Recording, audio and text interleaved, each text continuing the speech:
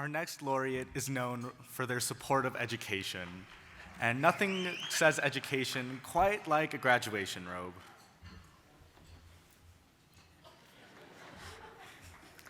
Steve Schuck founded Parents Challenge over 20 years ago, and it has empowered the families of over 3,000 underserved students with privately funded scholarships, grants, and mentoring. That's amazing. Mr. Schuck founded Schuck Chapman Companies over 50 years ago.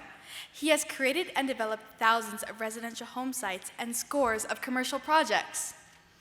And did you know that he was also a football coach? What? Really?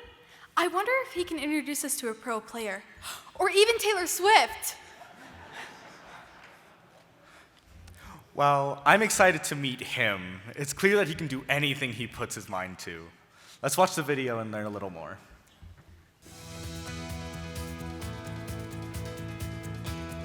I think what gets Steve up in the morning for his 16-hour days is his desire to make sure that everybody has, one, a great education, and two, an opportunity to see what America's playbook can do in their lives.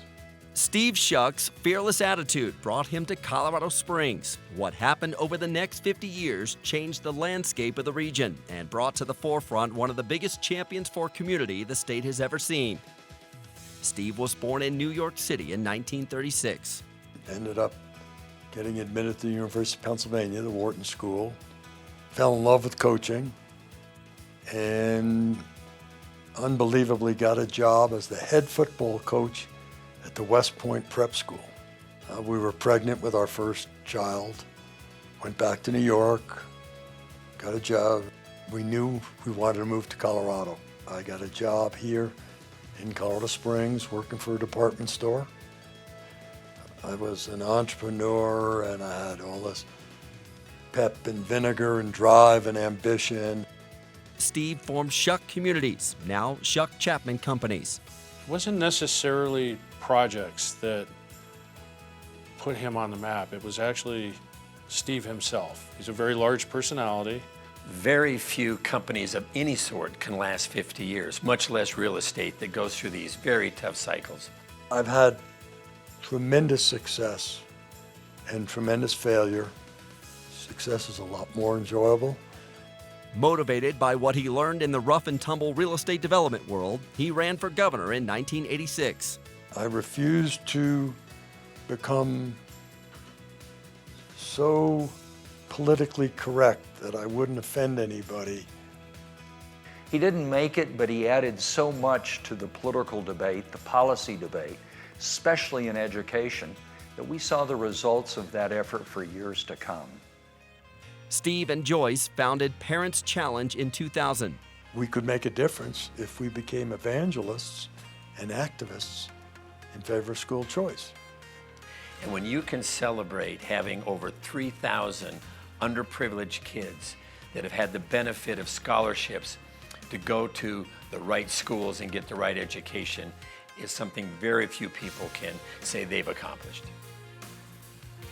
He also started the Schuck Initiatives as a way to help move people from dependency to independence. And it is about finding social welfare entrepreneurs within communities that are solving real-world problems. Steve's competitive nature still drives him in everything he does. He wants to find the most difficult slope on the mountain and go up and ski it.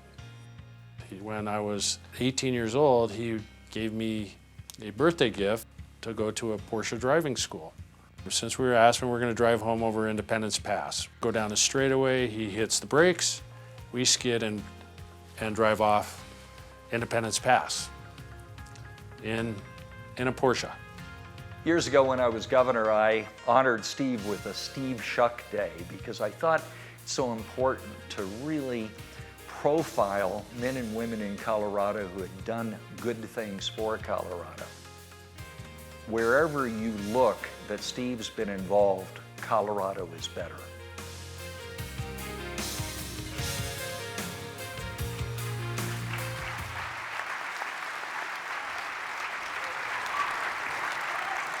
Please welcome Steve Schuck.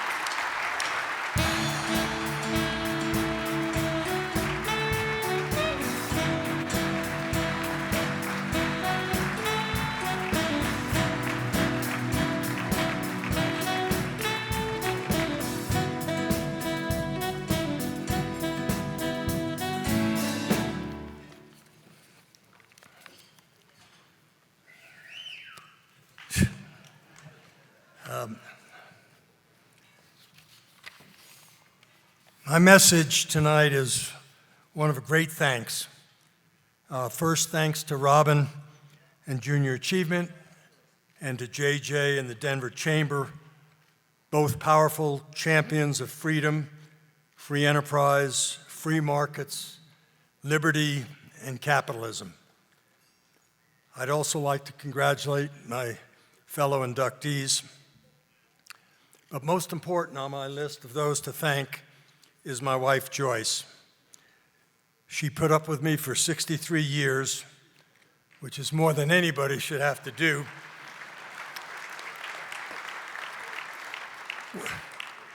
We had 35 years of wedded bliss. 35 out of 63 ain't bad.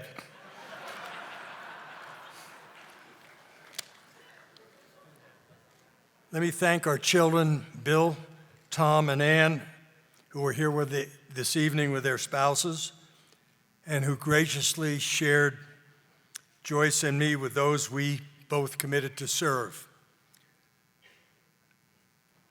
6 out of 8 of our grandchildren are here tonight. MIA are 2 others, and 7 greats. I love you all very much.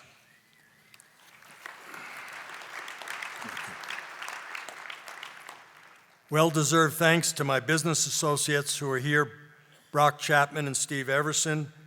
The others who are not here will be looking for work in the morning.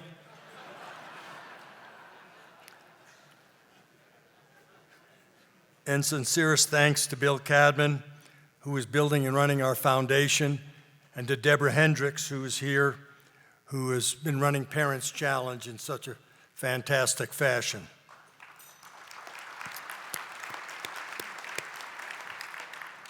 And special thanks to my mentors. How fortunate, privileged, and blessed I have been to have partnered with the late Bill Daniels, the late Bob Cote, Bob Whitson, who is here this evening, traveled from D.C. to be with us tonight, and David Horowitz, who was also here, who is a new resident of Colorado. So thank you, David, for blessing us with your presence. Last and certainly not least, let me thank the 55 signers of the Declaration of Independence, the greatest gift anybody has ever received in human history.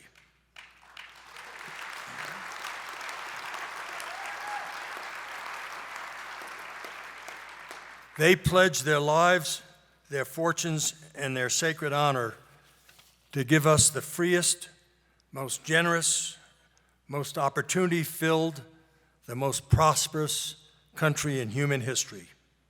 It is my pledge, and hopefully shared by you, to recognize their vision and their courage by dedicating myself and my resources to protect and advance the American dream, the American promise for future generations, doing so in honor of all who suffered so much to protect that freedom and liberty.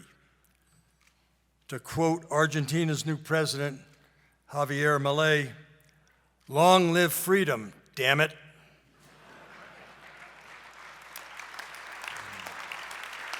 Thank you. Again, thanks to Junior Achievement and the Denver Chamber for all that you do, and may God continue to bless the United States of America. Thank you very much.